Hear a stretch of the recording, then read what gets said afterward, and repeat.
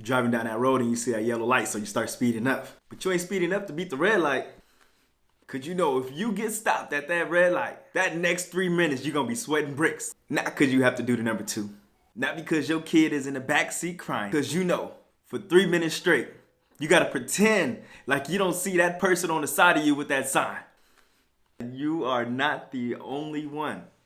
I or nobody else should feel obligated to feel empathy. But in this video, I'm gonna justify it.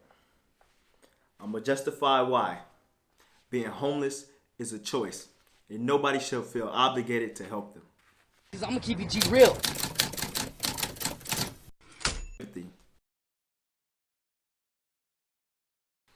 Well, let me ask you this question. If somebody was drinking and driving and now they're in jail, would you contribute to their GoFundMe page to help them post bail?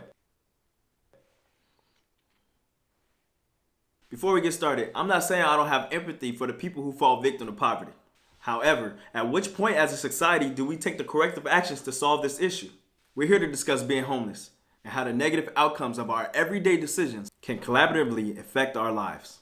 Each and every decision that we make affects us. Our fate is directly based on us. Yes. There are outside entities that lay infinite alternative paths, but it is only and solely our responsibility to ensure our life choices are worth the consequences. Basically what I'm saying is, you made the bed, you lay in it. Well, what do you mean? What are you talking about? This doesn't make sense. Nobody chooses to become homeless. Bet. Let me give you some examples so you can comprehend my philosophy. Somebody lost their job and now they can't pay rent or their mortgage and now they're living on the streets. That's not a choice. I beg to differ. We make choices and decisions every day. We either decide to take a risk, and sometimes those risks can have a negative or positive reward. So the next time you talk to somebody, ask them how did they get fired for their job? Why did they get fired from their job? Maybe they was late. Maybe they got laid off because they wasn't meeting the bare minimum standards to hold that job. Did you think about that? People lose their job every day. Every day, B. They're not giving up on life. Somebody couldn't find a job or they couldn't get hired. So why couldn't they get hired? Was it probably because they didn't have a high school diploma? Is it because they had a felony on their record? Maybe it's not that they couldn't find a job. Maybe they didn't want to take the job that was offered to them. Well, she ended up on the streets because of domestic violence.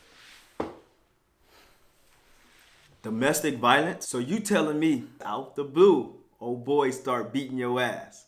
You telling me you didn't see the subtle hints. Why did you decide to stay with him? If you felt as though it could be a possibility you wasn't safe, and if you was to ever leave that relationship, you'll end up on the streets. Now, again, we are talking about choices. Military vets. I'm not saying I'm familiar with how the process goes, but I'm well educated. I know for a fact that the military has a great transitioning program. Even before you get to that transitioning program, anybody who is willingly getting out of the military knows. So again, we're talking about life choices. Did you not properly prepare? Did you not have a plan? Did I mention the VA? Did I mention the GI post 9/11? Did I mention disability? Did I mention Social Security? Did I mention unemployment? Did I mention TA, the school you could have been receiving while you were still in so you can go and get your degree? Oh, maybe you got kicked out.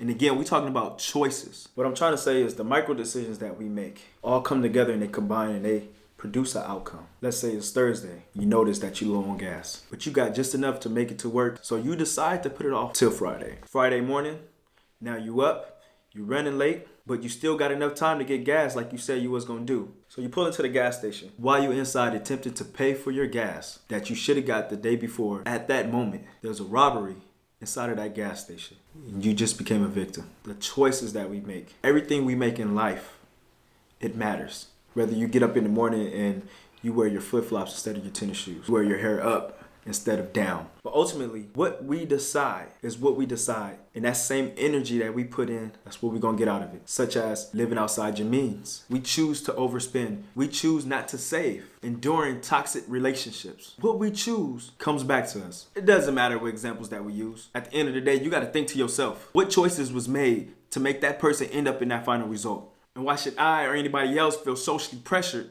and obligated and assist them when they didn't even feel it was necessary to be mindful of their own actions and the outcomes to follow? The only exception is children and people with disabilities. In my opinion, it should be illegal to panhandle, solicit, and or present any legal tender to any person without agreed services rendered.